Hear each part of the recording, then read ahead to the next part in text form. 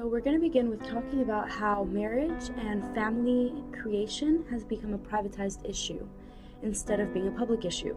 And so with that, we begin with the industrialization era. There was such a demand for women to join and become part of this new demand of labor, separating them from their family life, which was the traditional family household with a man being the husband, the wife, and their kids. With this decline rate of marriages, the rising rates of divorce, and cohabitation or non-marital childbearing, same-sex debates, this was the marriage movement. This movement helped to build familial bonds. In some way, the government was making family and marriage an issue to its public, but this came about with such funds that the government provided, such as Supporting Healthy Marriage Project, whose intentions were to help couples who chose to get married gain of greater access to marriage, education services for skills and knowledge. And so this came, another project was called Healthy Marriage and Responsible Fatherhood. And this was a grant based with the community efforts and to promote strong, healthy family formations and maintenance and for responsible fatherhood and parenting. And within this private household, we see that labor is also being divided. And so the mother doing all the housework, the jobs that require most attention and care, as the father would then go off into, let's say, the world and then work to bring in economic stability into the household. What we like to call this is a second shift instead. Thinking about like how we go into work as, okay, we're going to have a 4-hour shift, we're going to take a break, and then start another late night shift. Well, for women, that's what was happening. And for mothers, they were having trouble from going to work and then having to come back home and taking the other shift. So the second shift, really this talks about, is the dual burden of responsibility, of having to work and put more labor into something that might not be recognized, especially for mothers. And so disproportionately, this is experienced by women, and such indications can be as easy as buying milk.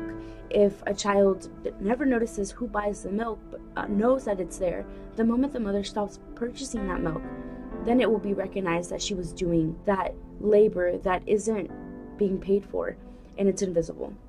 So in Hodgkin's findings in 1989, women spend 15 hours a week doing family care responsibilities, the household roles, and unpaid work. The National Survey of Families and Households found that these dual earning wives spent about 32 hours each week on household tasks, while a husband is only doing about 19 hours a week. What would be the solution in this case? And first of all is acknowledging the fact that women are doing a lot of the work that in the household is ignored. To decrease the gender gap, as we still strive to do now, would be one of the solutions. Men and women can move to be more equally distributed with their labor and the work that they do in their household, but also away from home. And so spending equal amount of hours essentially just form a happier and more collaborative household. Again, with the second shift, it's inequalities that are faced from experiences, and this really does depend on whether or not a family is happy or not. And so in a Pew Research Center survey in 2015, it stated that working parents say they feel stressed, tired, rushed, and they did not have quality time with their children. And so for this is really an issue, the fact that they don't have time for their own hobbies, to be with their partners, to do what they want to do because they're restricted on this work environment. And specifically for mothers, they have to choose between a child or a job in most cases. And so some key social policies that have been in this case have been being efficient and generous with paid leave. If we were just to live our lives, we're more efficient with how we are shaped in our society of work. If women and men equally receive paid leave, there wouldn't be this issue of having to choose between going home or being available for their children. If we also lowered the cost of childcare, that would provide a phenomenal experience for the child and for the parents, as they can still work and provide means for their family economically, but they're also the children are receiving some care that the parent can't otherwise provide at the moment. And so if we're also flexible with our work schedules, that helps with the family structure in a way that the mother can go to work and come back in time when their child comes out of school.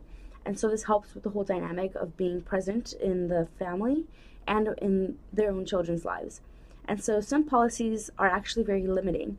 And so, like the California paid family leave is only up to about 6 weeks. And there's no guarantee that you will have job protection.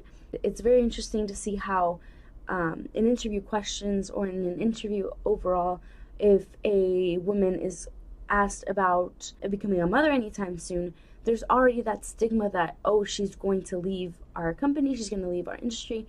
We should not hire her because she will require paid leave. That's money out of our pockets. So that is also something to keep in mind that mothers have to deal with that the fathers don't. And so to conclude, the social implications and the social shift or impact in our future is really we want to humanize this idea that we should take care of our children, and it's not our individual fault why a lot of the times these children are not being treated with respect. They're learning at a slower pace, and we want to make sure that we have a more family-centered society, and by this we want to increase the happiness. And as the US has been, it's not one of the happiest countries in the world, and so we need to improve on that. And understanding the expectations, stereotypical expectations of parenting, and the policy to change that environment.